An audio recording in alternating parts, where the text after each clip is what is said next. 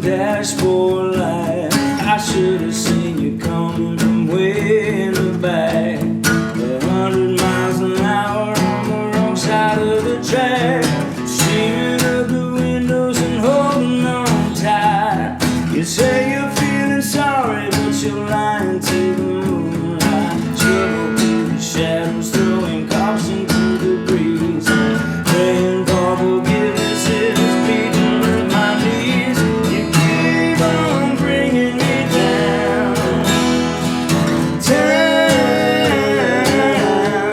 and kick my heart around, downtown. Thousand different stories and they all wound up the same. Somehow I'm in place trying to win a losing game. You own a little piece of me, but you keep raising rent. Time to raise a glass to the rules that we've been. You say you're feeling better, but it's only feeling worse. You whisper that you love me, but it sings like a curse. Taking from each other all the little things we need. In the end we're losing and somebody's gonna bleed. You keep on bringing me down,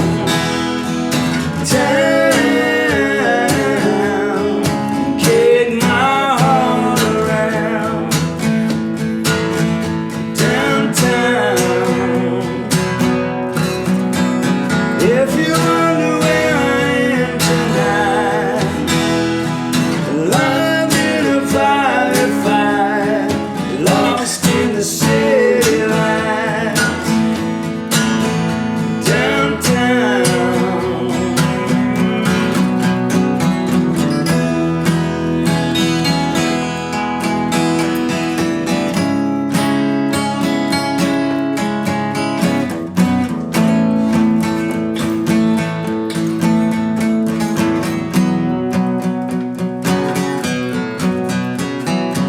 Down lies a softly spoken word in constant motion.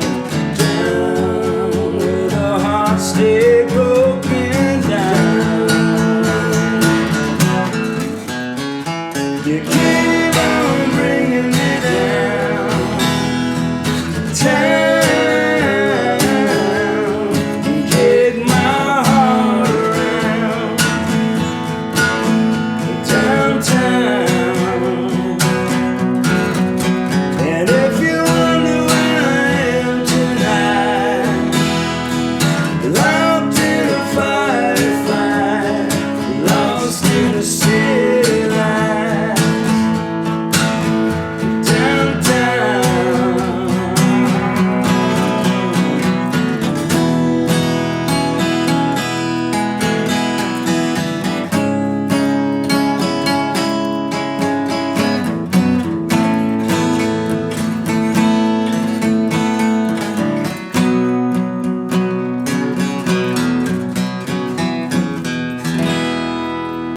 David Graham on the East Nashville podcast. Welcome, sir. man. Thanks for having me, man. This is Appreciate cool. it. Like, This is cool. Yeah. you are the first guest that I really don't know at all, but I came to see you at Okay. Layla's a couple weeks ago, and it was awesome. Thank you, man. I appreciate that. How long you been doing that? Layla's? Yeah. 13 years. I've had a Wow. residency there for 13 years. Yeah. Wow. It's the only place I play in Nashville anymore. That's another kind of residency because it's 4 hours. Yeah, it's 4 hours. I used to do a lot. I used to do like 11 gigs a week down there.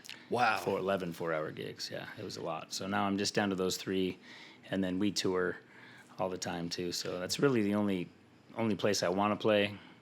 And she's been good to me too. So. Yeah, and that's one of the old school honky tonks. It's one of the old school honky tonks, and she lets me tour. You know, we're about to go on a month-long tour, and if you did that anywhere else in Nashville, you'd lose your residency for sure. So, Absolutely. So she's been super cool to me, and yeah, it's the only place I really. The rest of the places are a little bit jive, maybe. I don't know. Yeah. It's the only place that feels real to me anymore, kind of. So. Yeah, when I walk into a Broadway honky tonk and I hear Sublime, I'm like, man. I love this song, I know. but I don't want to hear it here. I don't want to hear it here either. Yeah. Yeah. I'm the same way. Yeah. Yeah. I still like Roberts. Like No, Roberts. Roberts is definitely, Roberts and Yeah. Layla's. Yeah. Those are the ones I'll go to. Yeah. Definitely. Yeah. I actually started at Roberts in 2006. Sweet. So I got a special place in my heart for Roberts too. For sure. Yeah. So you're like a bona fide Broadway slinger. Yeah. I think I've earned my stripes. Yeah, for sure. that's Yeah. awesome. Yeah. How did you get started in Nashville? You're from St. Louis, is that right? I'm from Portland, Oregon. How the hell did I I mean, mess that up? I was born in St. Louis. But, Oh, okay. yeah. I Yeah. was gonna say my research is really bad. I was born in St. Louis, but I call Portland my home. Cool. Yeah. Well, this is home now, but Portland, yeah. When did you move from Portland? 2006.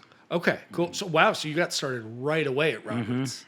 Went right to the top tier. I went to an audition at Tootsie's, and immediately got a gig, and I played there for 2 weeks before I was like, man, this place ain't for me.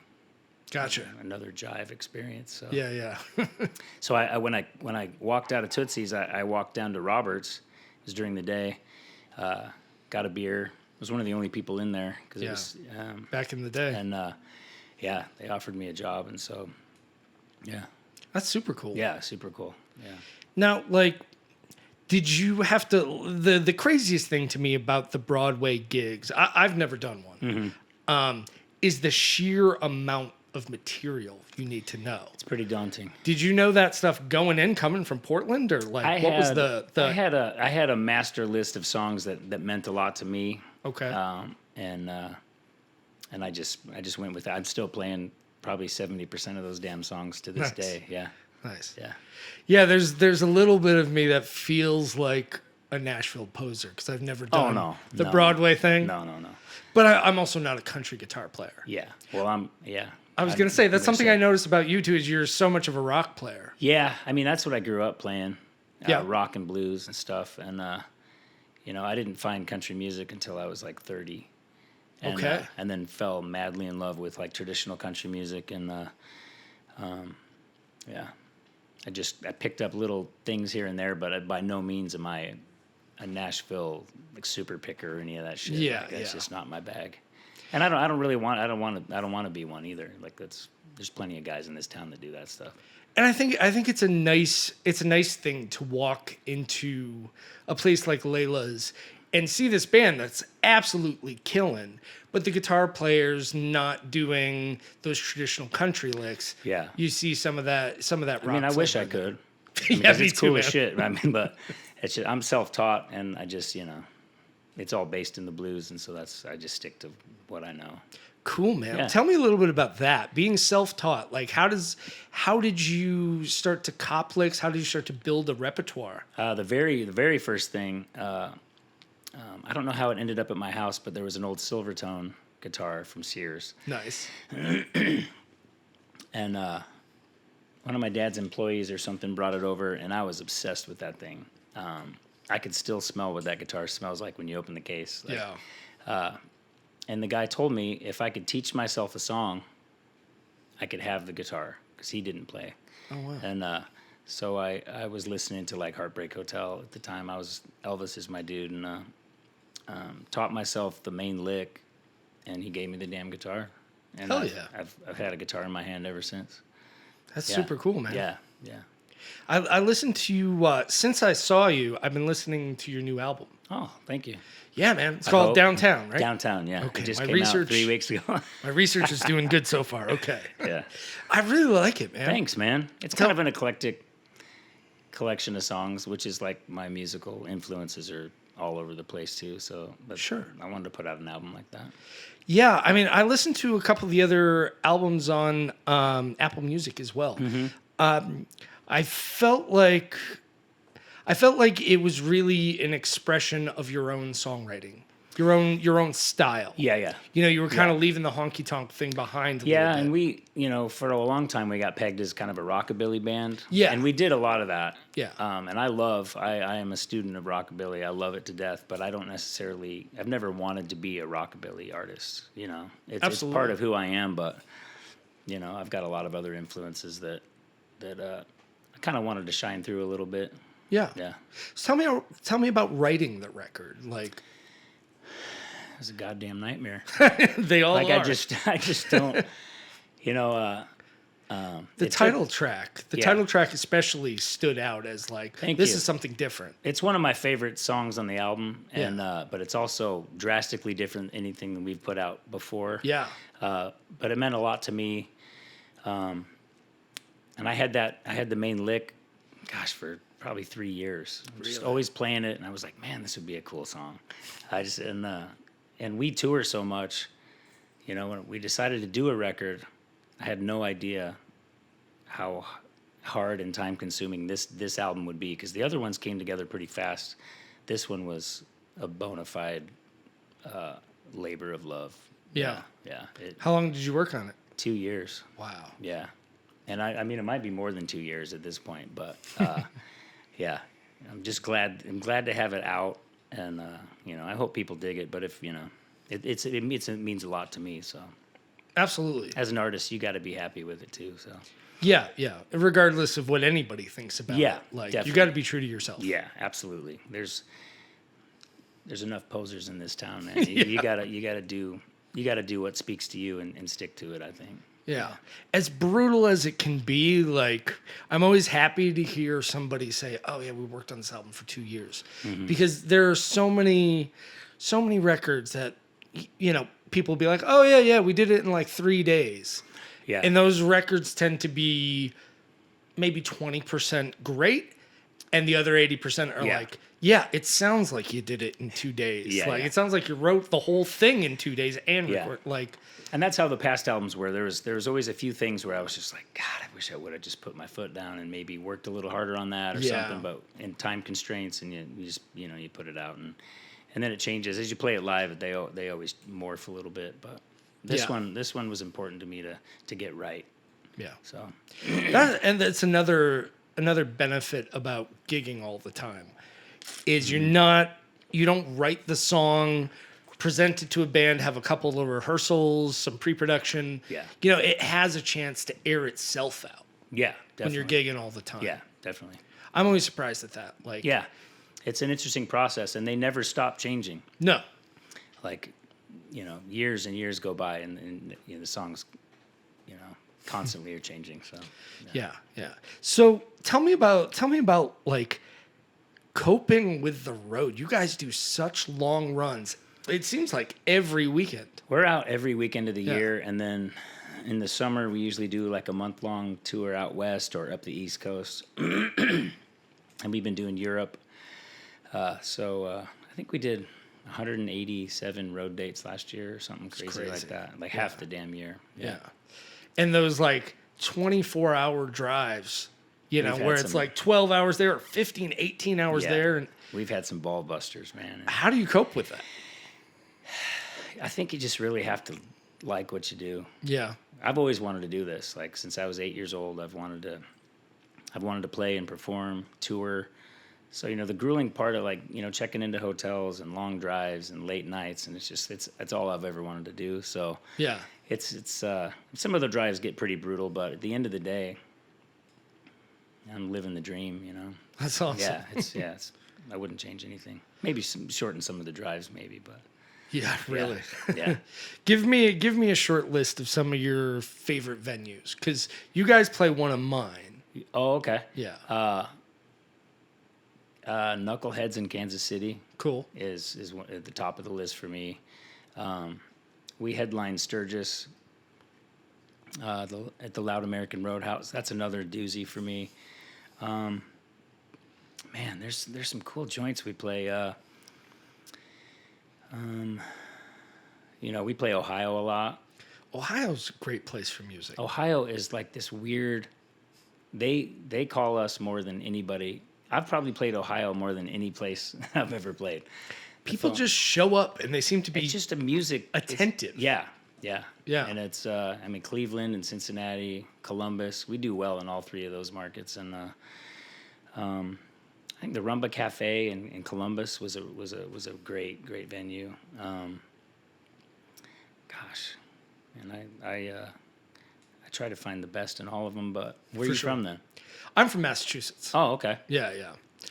I grew up playing like Middle East, and there's a little place called All Asia Cafe in Cambridge, where, you know, as a music school student, you just kind of signed up, and they'd let you play. Okay. But I also played the bars in Faneuil Hall, which was kind of like Boston's Broadway. Okay. A very miniature version. Yeah.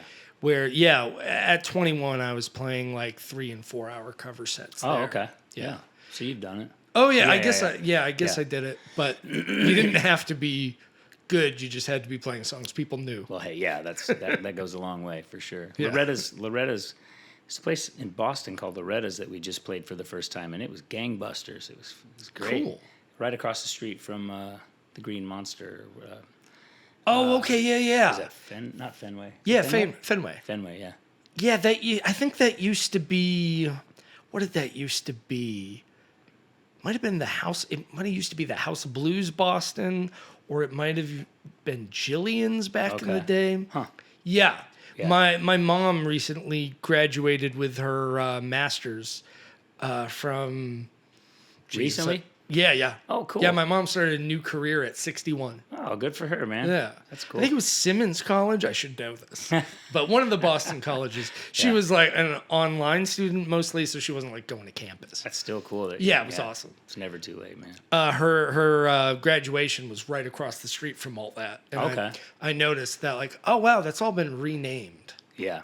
Because there was like dance clubs and pool halls and stuff like that. Okay. And then if you were a rock star, you got to play the House of Blues venue. Yeah. So But- what's your favorite venue then that you were saying? One of my favorite venues that I've seen you guys play is Zubar. Oh man, I love the Zoo Bar. The Zubar is so great. That is a funky joint, man. I've played there with a number of different kinds of bands, and it's Yeah. always a blast. It's a really comfortable room. Yeah. And there's a lot of mojo in there too. Yeah, Lincoln's a cool town. Lincoln is a cool town. Yeah. I think being from Massachusetts, you grow up with like this prejudice against anywhere that's not California or Seattle.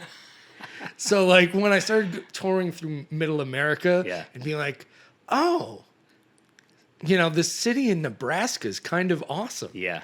You know, randomly I've had really good gigs in Iowa and Arizona and places that you're like, this is probably going to be lame.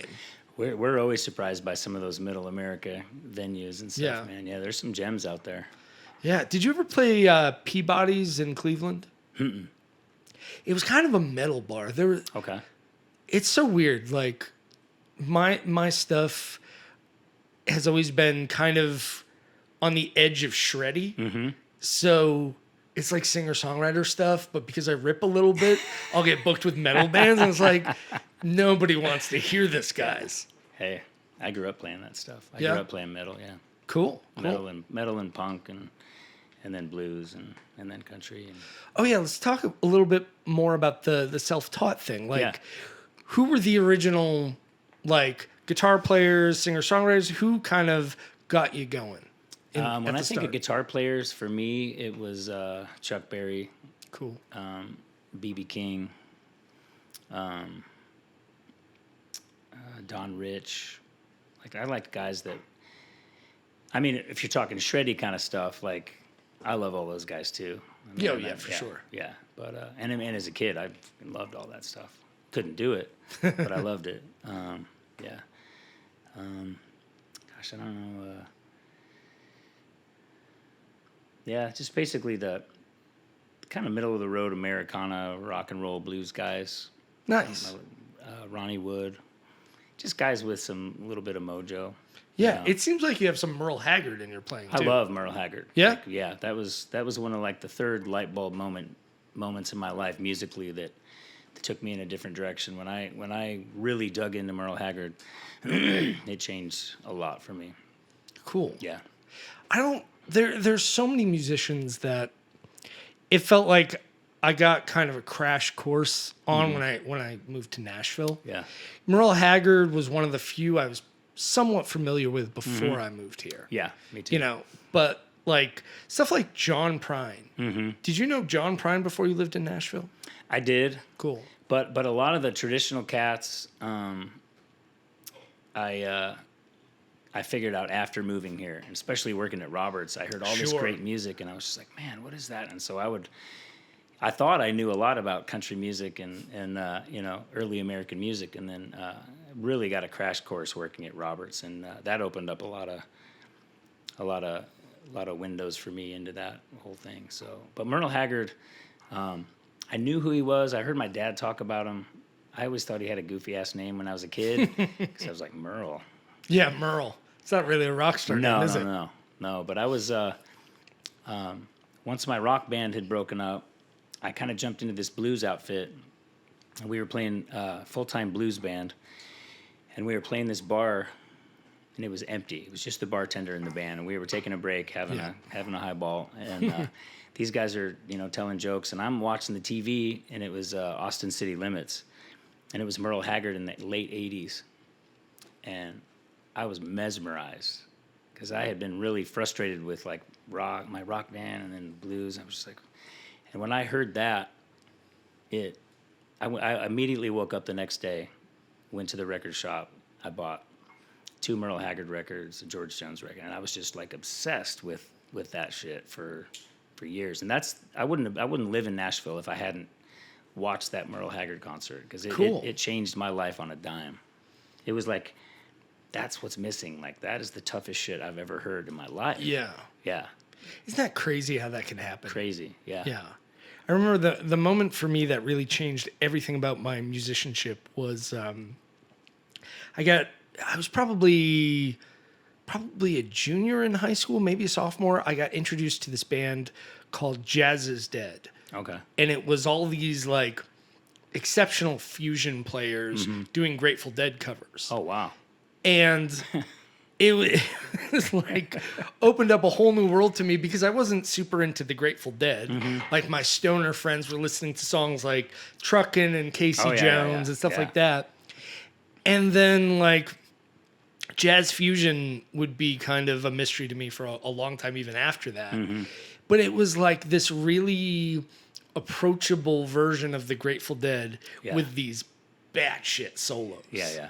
And that's how I got introduced to Jimmy Herring as a guitar player, who, kind of, that's my whole 20s is just trying to be like John McLaughlin and trying to be like Jimmy Herring. Yeah. I bought a Grateful Dead record when I was a kid just because of the cover. I was like, this cover is badass. Yeah. And then I got home and I put it on and I was like, what is this what hippie is shit? This? Like, this does not match the cover at all. Yeah. Grateful Dead's one of those bands that I came back to at an older age, because I was like, I was into more aggressive stuff back then. But one of the coolest experiences I ever had teaching guitar was when I was like probably 20. I had a student who was a legit Deadhead, would bring his own tapes in. Wow. And be like, I was at this concert, I taped it, I want to learn this solo. Yeah. So through him, I got kind of this weird master class in Jerry Garcia. Oh, that's cool. Yeah. Great band. Oh, yeah. They did a bunch of cool old classic country tunes and stuff. Man. Totally. Yeah. Totally. Really, really cool, yeah. And that kind of brought me back around to the whole, the Grateful Dead has been, like you said, it's something you kind of come back to over and over again. Yeah. As layers, I guess. Yeah, absolutely. Yeah, great band. I'm going to grab a little more of this. Hell yeah. Yeah.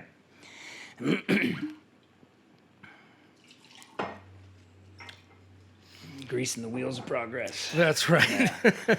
So where did you guys record the new record? We did some of the basic tracks at Sound Emporium. Cool. Jack Clement's old place, and then we finished it up at the Bomb Shelter. Here in East Nashville. Those are quite different rooms. Very. But the Bomb Shelter, man, it felt like an old shoe, man. It was just like this. I can relax in here, and just very inspiring place. I didn't feel like I was like staring at the clock, like. Yeah. That is such a big thing with studios. Yeah. It was a really, really comfortable atmosphere to be in. Yeah, and we already had the basic tracks, drum tracks and bass tracks were done at Sound Emporium, and so they had a really nice big sound. Cool. And so we could do the guitars and vocals over there, and some piano and stuff. So yeah, that's a cool studio, man. How is it for you being in the studio as a vocalist? I hate it. Okay. Absolutely.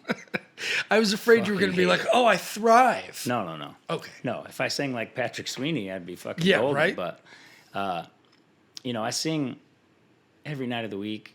I've been singing for, 20 years professionally. Something about the damn studio, you get in front of the mic and it's just like, it's like a bad golf swing. Like all your technique, you're just like, what the fuck am I doing? Yeah, it all goes out the window. I know how to do this. Yeah. And it's a tough thing. And then the playbacks, when they're playing your vocals back, isolated with, it's just like, oh fuck, somebody shoot me. Yeah, like, yeah. It's the worst feeling. It is the worst feeling. Yeah. It's You like- get used to it, but I mean, it's part of the whole thing. But it's definitely never been comfortable. Yeah. Yeah. I've been working on a record I'm planning to put out in a couple months. We've been working on it for close to a year now. Okay. And basically the thing we have left is final vocals. Yeah. Fucking brutal, dude. The best advice I got in the studio was, live you're pushing and you got a lot of stuff going. In the studio, if you use about 20% of your voice, Wow. and let the microphone do the work. This latest record, I feel more comfortable singing on this record than I have any of them because I just had the time, and I could relax and wasn't staring at the clock, and could take it easy. And sometimes less is more in the studio. Just like when you're recording guitar, like sometimes a smaller amp sounds better in a studio bigger. than a big one. Yeah, it sounds bigger. Yeah. Same with the voice. Yeah. Cool. Less voice sometimes comes out bigger. Yeah. Do you have a specific type of mic you like in the studio, or you let the engineer dictate it? Yeah, I wouldn't know a microphone if it slapped me in the face. Okay. Yeah. I'm just not a studio guy, like Mark is clearly a studio guy, and Who? Mark Robertson. Oh, yeah. He knows he knows all the mics and all the names and stuff. Like I couldn't tell you one from the next, Yeah, we talked on the podcast with Pat Sweeney a bunch about Mark. Yeah. The whole front half was about Mark. Yeah. We should keep that going. Yeah. Yeah. Now, actually, how did you meet Mark? I met Mark, the bass player that started this band with me. When he decided to go a separate way, Joe Fick, who was playing with the Don Kelly band, started playing with me. And actually, I was playing drums at Robert's the first time I ever met him and played bass with him. And I said, hey, man, I've got my own band, and I need a bass player, if you're interested in playing some of these Broadway gigs. So he jumped on those. And then we started getting calls to tour. And he's got a no tour policy. And he's like, you should call my friend Mark Robertson. He plays for the legendary Shack Shakers. Yeah. And we knew who the Shack Shakers were, so I was like, oh, man, I kind of him and hawed around. And I finally I can't remember I think I might have wrote him on Facebook or something. Just like, hey, man, would you be interested in this at all? And luckily he did. And so he started playing Lower Broadway with us and doing some tour dates in between his schedule with the Shack Shakers. And then it got to the point where we were so busy, and the Shack Shakers were kind of, I don't know what they were doing whatever. And so he just jumped on full time, and he's been with me for like 11 or 12 years. We've been touring together. Nice. Yeah. I want to say that Joe Fick was the first Broadway bass player I ever saw. Oh, okay. I don't know if that makes sense, or if I'm thinking First one you remember? First one I remember. Yeah. I saw him do the Auctioneer, and I was what the fuck? It's ridiculous. Yeah. He's a freaking We've probably agent. talked about it on the podcast before. Yeah. Like him doing the Auctioneer is the most insane thing I've ever seen. Yeah, he's an amazing dude. Like with what he does, he's the best at it. For sure. Sure. Yeah. But yeah, thank God he told me about Mark, because that saved where I was at. My band was like, what are we gonna do? And it saved us. Yeah. Sorry, I'm smirking because Mark said not to talk about him on the podcast. Oh, really? Yeah. No, please don't. No, please don't. He's too modest. Yeah. Okay, so going back to that title track, take me through the idea of developing a song over 3 years. Well, I had the riff, and gosh, my poor family has heard me play that riff like 10,000 times. I'm just like, man, that's such a cool little lick, and it's simple, but I wanted to build a song around that, and the guy that co-wrote it with me, he came to the table with an idea. Brett, my tour manager, actually wrote it with me, but he's like, let's write a song, that could be about downtown Nashville, or it could be about a woman, like Yeah. the romance of both of them, and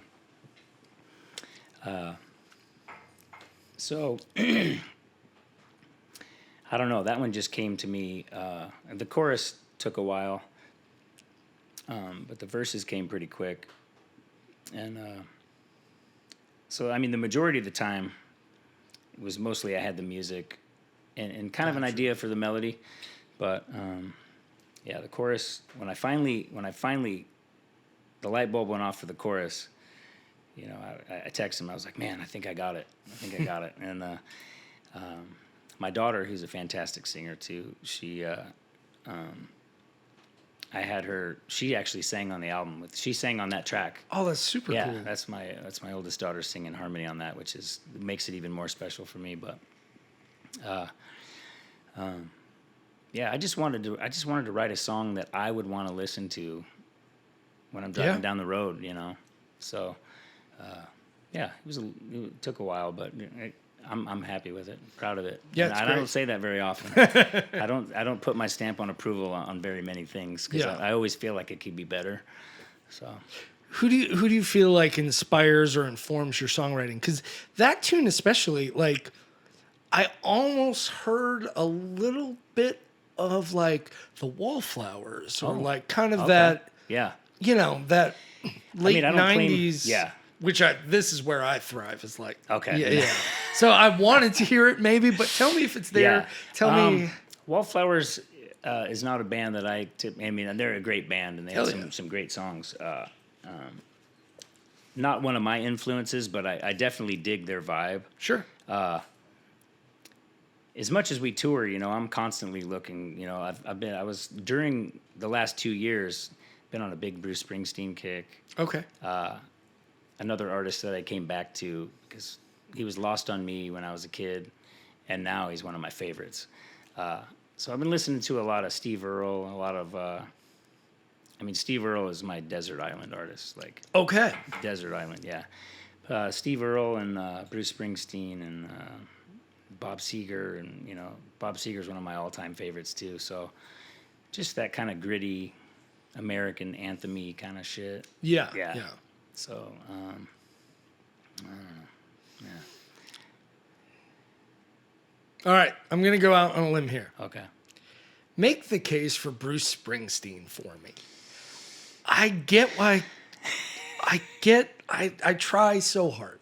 Yeah, I did try too, man. so hard. There was many years where it was lost on me. It's lost on me. Yeah, and I don't know what it was, man. Like all of a sudden, it just clicked, and I was like, man, I listened to all the records, and driving down the road with like YouTube videos on, and visiting some of his live stuff, and it just, I don't know, for some reason, it just, I went through like a 2-year period where I was just like, it's all I could listen to. Yeah. He's from New Jersey. I should like him. He's Yeah. like from my neck of the woods. Yeah. Yeah. And I do like a smattering of songs. Mm-hmm. Streets of Philadelphia was the first song I ever heard from him that I was like, oh, I get this vibe. Yeah. But I think it's just because it's sad. It was a great It's song. overtly sad. Great song, yeah. Yeah. Attached to a really sad movie, too. Yeah. What movie was that? The Hurting Game? Philadelphia. Oh, it was Philadelphia. Yeah, it was Okay. Philadelphia. Oh, that is a Okay. very sad movie. Yeah. Okay. Very sad movie. But, I've always loved Born to Run. I mean, if you like rock and roll and you don't like Born to Run, you're lying. Okay. Born to Run, come on. Yeah, sure. Yeah. I mean, but... This is going to get the podcast canceled. Oh, yeah. And they're like, He doesn't like Bruce Springsteen. Okay, he doesn't like I'm Bruce not Springsteen. subscribing. I'm not following. I'm not commenting. Yeah. No, I like Bruce Springsteen. He's fine. Yeah. I mean, people either seem to love him or they just don't get it, you know? Yeah, and the truth is, no matter what you think, he's inspired multiple generations. Yeah. Yeah. His influence is definitely heard nonstop. And the people that get it, they're in it, man. Oh, yeah. Yeah, his fans are nuts. Yeah. He's still filling up football stadiums and stuff, so. Yeah. He's doing okay. Yeah, I wouldn't say he's one of my all-time favorite artists, but for some reason I just really dug into it, for a while. And I'm not saying that's what inspired Downtown necessarily, but it was a little more anthem-y kind of. Yeah. Letting a little more rock and roll shine through a little bit. Yeah, I could definitely hear, listening to the record, I could definitely hear the Springsteen in it for sure. Yeah. Good. That's great. Yeah. I appreciate that. Yeah, for sure. I'm trying to think. I'm not going to think of the title, but there was another tune on there that was really singer-songwriter-y that I really liked. I wish I could remember right now. It's a lot of words. It's the one with the most words. Okay. Can you think of that? That's a good question, man. Oh, man. I don't remember what I had for breakfast. I should have note cards, I guess. Lots of words, huh? Not lots of words, but it was...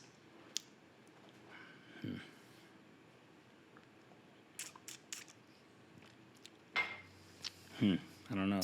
It's not Run With You, is it? Has kind of a gallop thing going. I don't think it's that one. Lots of words. Because Downtown has a lot. The verses are... No, is it like the Pretty title wordy. is a more wordy title than the rest of them? Oh, shit. What are the songs on there? There's Looking for a Reason. I think that's the one. Is the very last song on the record. Yeah, Yeah. that's the one. Yeah. Yeah.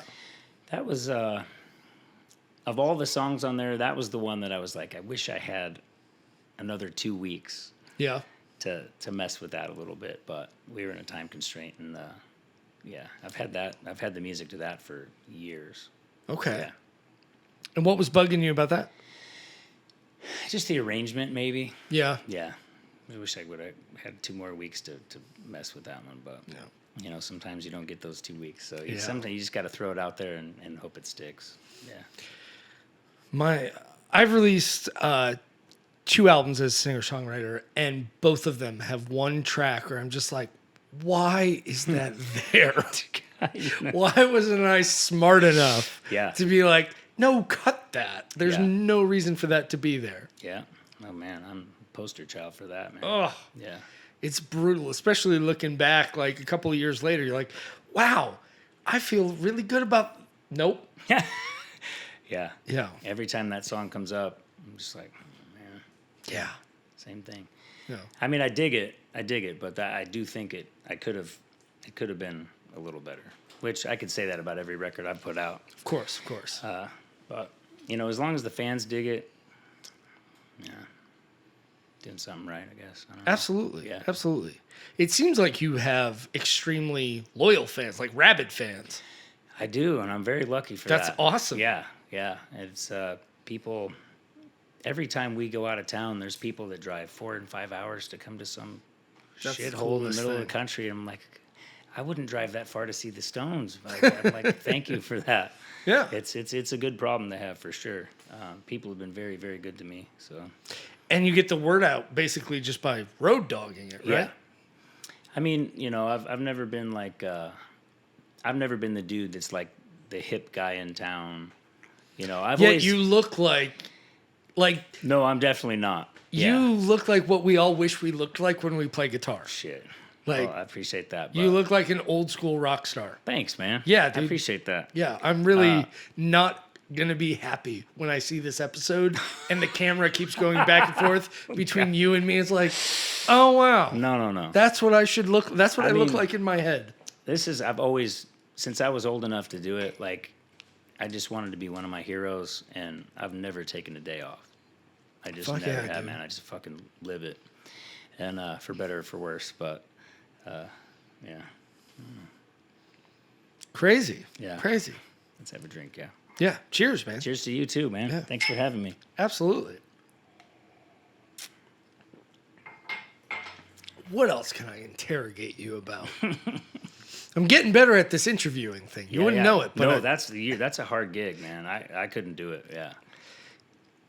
Yeah, it's different. Mm-hmm. It's different. My friend John. This is really random. A bunch of years ago, I had this situation where this random Facebook post generated a lot of first dates in a very short amount of time. Okay. That's good. 11 first dates in 8 days. Wow. Yeah. Man, good for you. It's a long story. It was the stupidest thing, but also hilarious. Yeah. And when I get nervous, or previously, when I got nervous or when I felt like, oh shoot, this is getting awkward, just talk through the awkwardness. Yeah. And I had gone on a couple dates with a lady, and I liked her, but there was just this wall up. Mm-hmm. So I decided to hang out in a group thing and that'll take a little pressure off the conversation. Yeah. And I watched my friend John just get her to spill. And he's not even trying to date her. Yeah. Just get her to spill. Mm-hmm. And I've seen him do it once before, and he's not single. He's not he just has a natural way of getting people to spill their guts. That's wild. That's a gift. Yeah. I'm not that dude either. I'm always the quiet one. Yeah. I get people at the shows going, "Hey, come sit at our table." And you're then just I come over to the table and they're like, "Why isn't he talking?" "Wow, you're pretty boring." I live for those 2 hours on stage, but when I get off the stage, I'm a pretty reserved dude. Yeah. And some people are put off by that. Yeah. Oh, fuck them then. Yeah. Yeah. Shit. You can't be a rock star all the time. No. And I'm just not I do my thing up there, but come sit at our table and entertain us. It's just that I'm not that dude. Yeah. Yeah. Yeah. I think my very first interview was interviewing John about why he was so goddamn good at getting the truth out of people. Really? Yeah. Oh, that's yeah. great. And the last few years of doing this, that's kind of been the thing is try to think like him. Yeah. Yeah. Just talk through the awkwardness, huh? No, that's my problem. Oh, okay. That's what I do wrong. Yeah. He's really good at asking people just the right question at the right time. Yeah. And they just tell him. And you ran off with your lady friend. Thankfully, that's not the end of the story. Oh, good. My lady friend met a guy the next day and married him. Wow. So, whatever. Let's drink to that. Hope they're happy. Yeah. If you're watching. Obviously, she is. Of course she is. Yeah, serial watcher of the East Nashville podcast. That's great. All right, let's talk guitar moments. Yeah. Absolutely. Yeah. I'm down with that. So,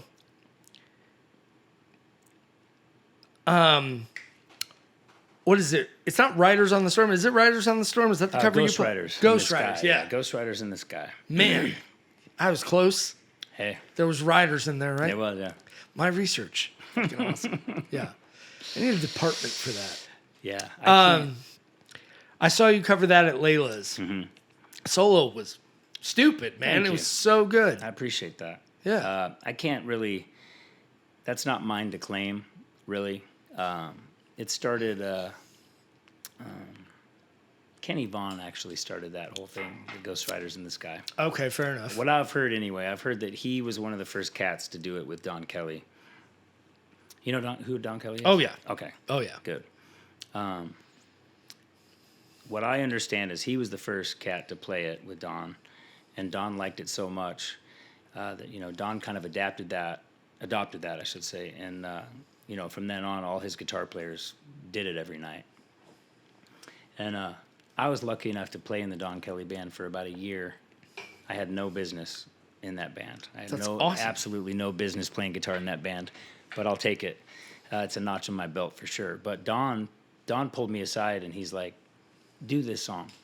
Yeah. You do it. When you go out on the road, do this fucking song.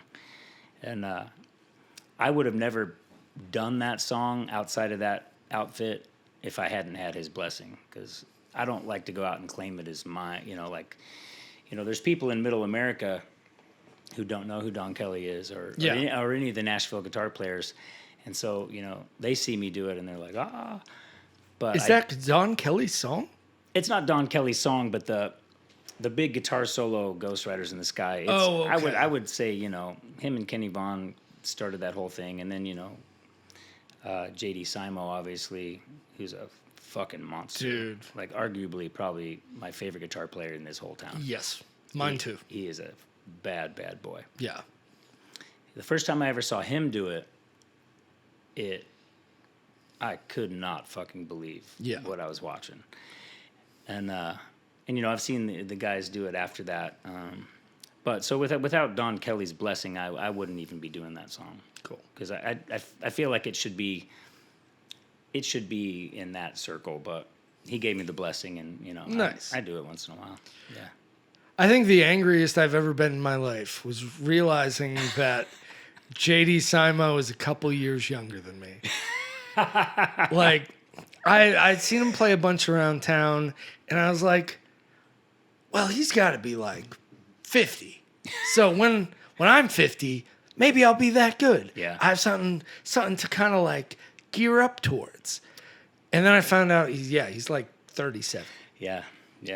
God damn it. Sweet dude. Yeah, nice guy. Good pal of mine, and just a monster. And lately he's been doing the slide stuff, and it is fucking the best. Doing what? He's playing slides. Oh, slide blues Sorry, stuff. misheard you. Yeah, he's been, and he wears it out, man. Yeah. God, it's so He's good. one of those dudes, like, it doesn't matter what style he's playing in. No, he can play every style. He's the best at it. Yeah. He's just got such a natural feel for that instrument. Yeah. That dude blew my barn doors off. Yeah. Yeah. Man. I think he's blown a lot of guys' barn doors off. A lot of guitar players in this town, especially, who have ever seen him with a Don Kelly band, that's kind of their starting point. Like, Yeah.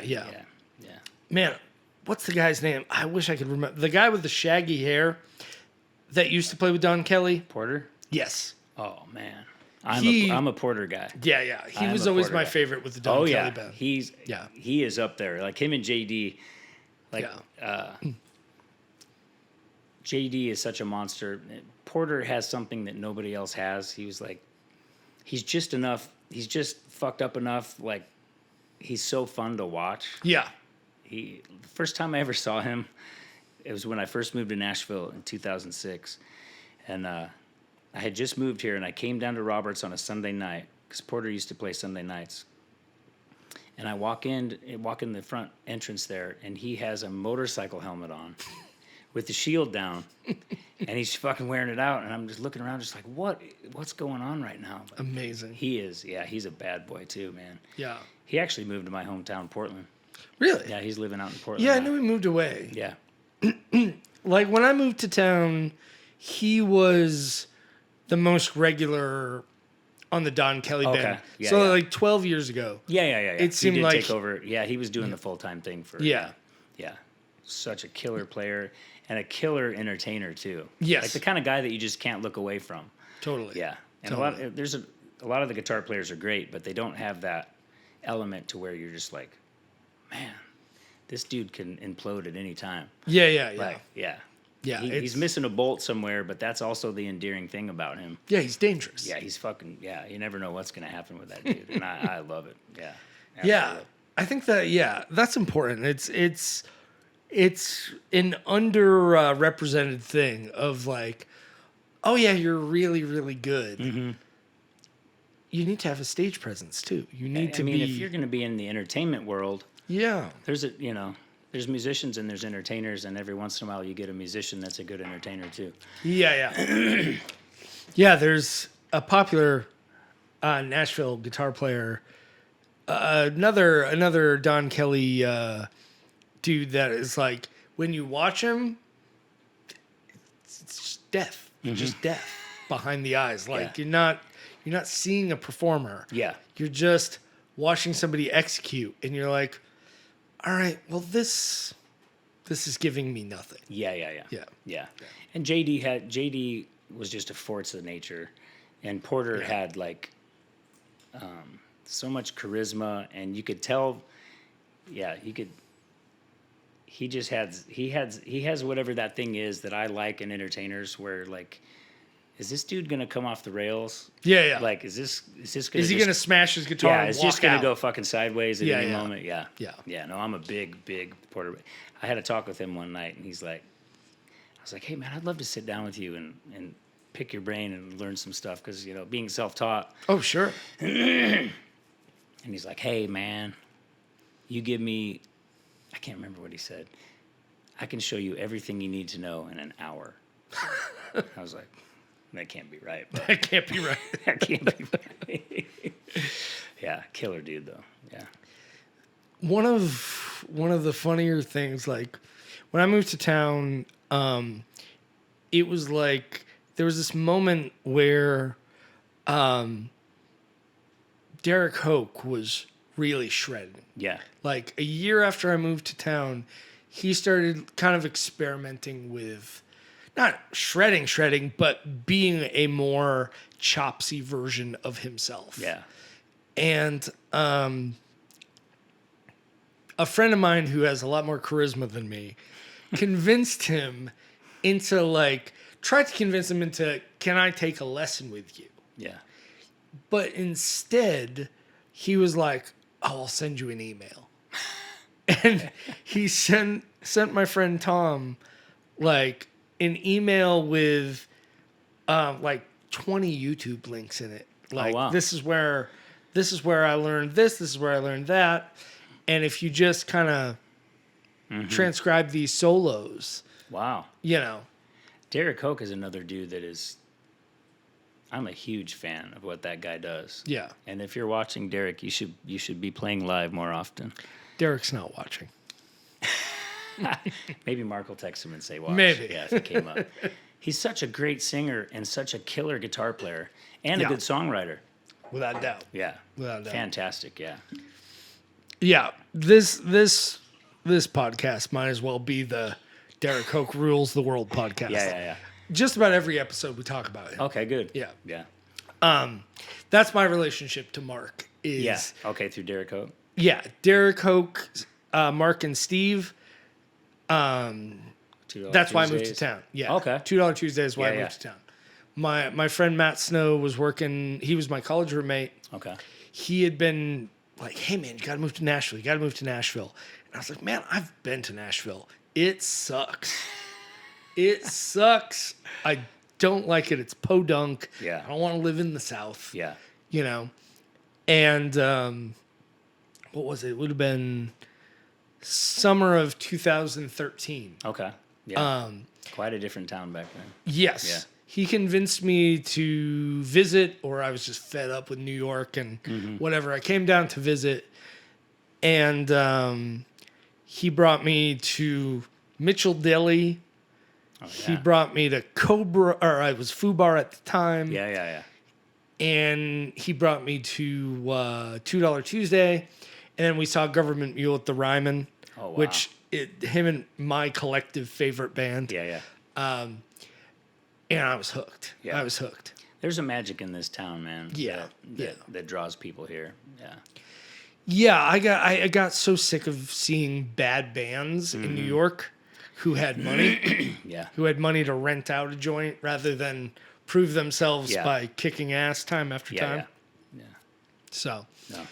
yeah, that was kind of the impetus for me to move to town, and then I attended $2 Tuesday religiously. Yeah. Yeah. No, I've always loved the 5 Spot, man. Yeah. Cool joint. Yeah. Derek Hoke, fantastic, man. Yeah. I can't remember what it was. I saw they did. Did you guys play the? Goddamn. Don't break the third wall, David. I know. Fourth sorry. wall, whatever Sorry, the fuck yeah. it is. I'm joking. It's the whiskey. What is that place called? Anyway, they did some gig, and I watched the video. It was him and Mark and Steve. It sounded fucking incredible. Was it not Music City, but Oh, the Music wine City place.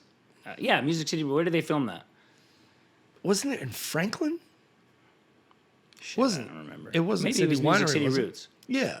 City Winery. City Winery. Did you guys play City Winery? Yeah, but he's talking about Music City Roots. It was in Fairview. Oh, okay. Okay. Killer. Yeah. Killer fucking show. Yeah. Yeah. No, he's a talented dude. Yeah. Yeah. Over COVID, they still did $2 Tuesday as a live stream. Oh, that's right. Yeah. Yeah. And that was cool. I got to record those, and That's cool. yeah, it was Yeah. fun. Yeah. COVID was a strange time. Yeah. Yeah. What did you do? You know, for that first month, I started waking up religiously at like 4:30 a.m., wide ass awake, Wow. and I'd make coffee, and I'd sit on my front porch. It was dark out. I'd wait for the sun to come up. I'd sit there for 2 hours until the sun came up, just drinking coffee, hanging out, and it was magical. That's I would cool. I would kill for the world to lock down again right now. Whoa. I would. I fucking loved it. I think I went back and forth. Yeah. So, how did you end up on that? Like, anxiety? Did you just wake up at 4:30 one I day? don't and you're know. like, Because I, so many late nights in this business. yeah. I'm on, I wake up around 10, banking hours. And Yeah. but when it was all shut down, it was just like, yeah, so I was ready to get the day going, man. And I'd wake up and, and then by noon, though, it was like, okay, let's make a margarita or something. There's nothing else to do. And it got to the point where, another 4 weeks go by, and I was like, man, I got to stop drinking so much. So I was drinking every day. Yeah, My dude. wife and I both, we were just like, we got to stop this madness. Like, Yeah. we can't just be drunk every day. Yeah. So, and then, slowly we started doing some live streams that were wildly successful. Cool. Yeah, it was really cool to get back into the swing of things. And then, the bars started opening up. That was a little bit of a nightmare. Yeah, 'cause I'm then sure. It was either half capacity or people couldn't move around. And Yeah. we went to Chicago one time and there was like 10 people in the whole damn place. And they sold tickets. They're like, oh, no, we can only have this many people. I'm like, why are we driving to Chicago for this bullshit? Yeah, yeah. Yeah. It was a weird time to navigate, but man, that first month, fucking great, man. Yeah, I don't know. I think one of my biggest regrets from that year of COVID was that I think my anxiety got the best of me, Yeah. and I kind of did nothing. Mm-hmm. I did a lot of mastering, like. Oh, I thought that was going somewhere else. Yeah. No, yeah. I've made that mistake once You and before. me both. Yeah. That was one of the busiest times for me as a mastering engineer was COVID, because everybody started making records in their bedrooms, and so it was pretty constant. Well, that's pretty cool that you were still working. It was great. Yeah. It was great. Yeah. But I wish I had taken the time to do my own art as well. Yeah. Because I definitely also had time to do that. I could have made more productive time of that whole thing too. It's crazy when you talk to these people who are like, oh yeah, I read like 100 books that year and blah, Yeah. blah. It's like, how, Yeah. I don't know. For me, it was just the wheels stopped because I grind pretty hard. Yeah. And to have the wheels just stop like that, it was just like, Yeah. I'm just gonna zone out. I'm gonna watch the birds fly around. It was much needed for me at the time. Yeah. But it got to the point where I was like, all right, I gotta start playing again here soon. Yeah. Yeah. Yeah.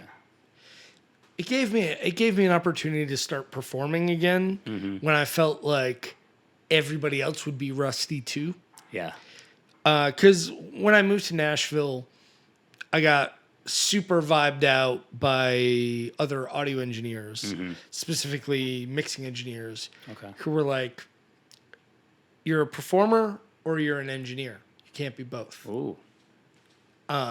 Especially as a mastering engineer. Like mastering engineers are like kind of notoriously reclusive people. Like, you know, you don't see them. They don't want to talk. They're introverts, stuff like that.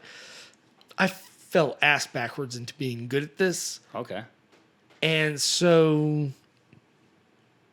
yeah, it was a weird thing to move here and be like, hey, I can play guitar on stage, but I can also master your record. And the long-standing pros were like, you can't do both, bud.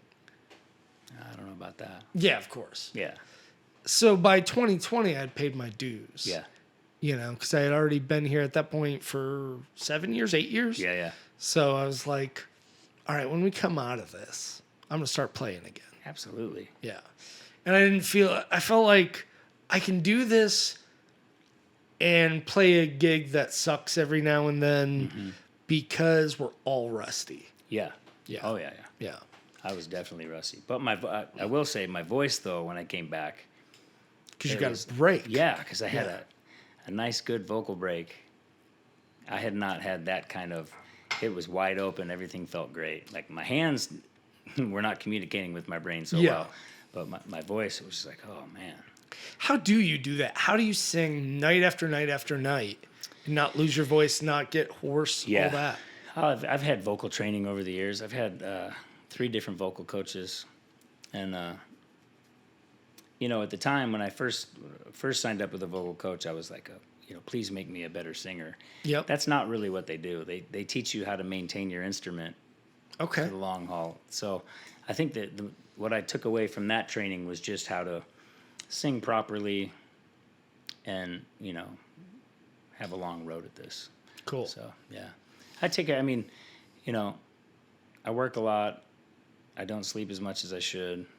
You know, a couple drinks on stage, I start, you know, making a bunch of noises and stuff. But I know how to do it properly to where, you know, that's important to me to keep the voice. Yeah. For sure. If I couldn't sing, man, take me out behind the barn and fuck, yeah. It's one of those things where, like, you know, especially if you're going to be playing on Broadway, the average person's coming in. Yeah. It doesn't matter how great the band is. If you're not singing well, forget it. Yeah. If you don't have a good singer in your band, you don't have a good band. I mean, let's face it. Yeah. And you know, that seems to be happening more and more in Nashville. The more places that open up, everybody can get a gig, and it's just like, man, some of the singers, I'm like, God, I hate to say that, but there's always good guitar players and good drummers, but like you stick a microphone in. For me, it's the songwriting. Yeah. When anybody can get an opportunity to play, some of the songs you hear just feel like, oh my God, did you use a rhyming dictionary? Do you know what these words mean? These don't go together. Yeah. Yeah. They should. Yeah. The singer thing is few and far between. Yeah. I think. Like, that's why I like Pat Sweeney and Derek Hoke, like good singers. You know? Totally. I think it makes a huge difference. Oh yeah. Anytime there's a vocal coach at one of my gigs, I've heard this 3 times. You're just trying too hard. Guilty as charged. It was like, okay, yeah. You just described my whole personality. Yeah. Thanks a lot. I'm guilty of that too. But yeah. Well, hell yeah, David. This has been fun, man. This has been fun. I cheers, appreciate it. man. Yeah, cheers to you too. Thanks for being here. Thanks for having me. Very cool. Yeah.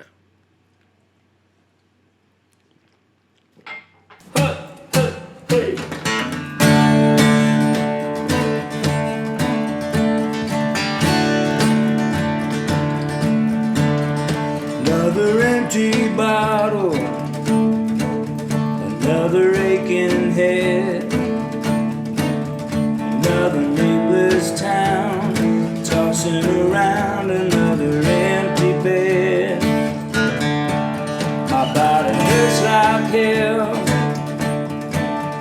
another sleepless night. But when your lights go down, I'm out here knocking on dead tonight. Oh,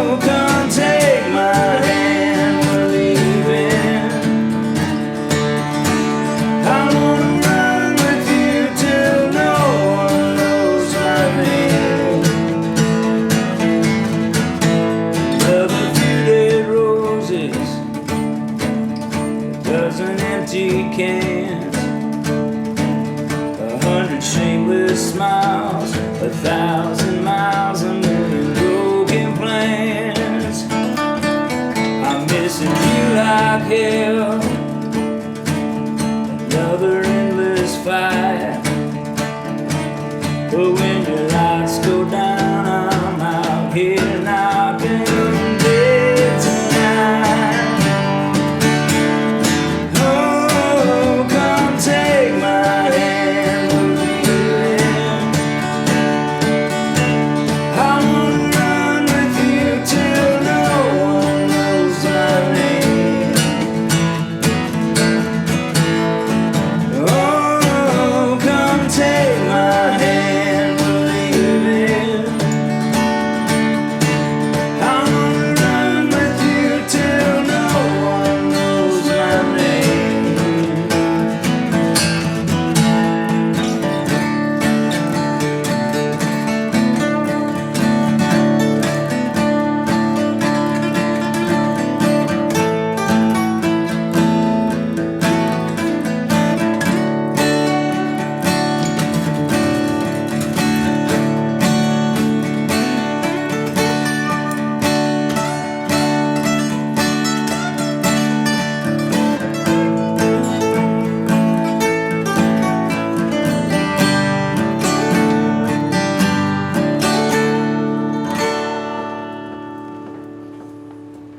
I wanna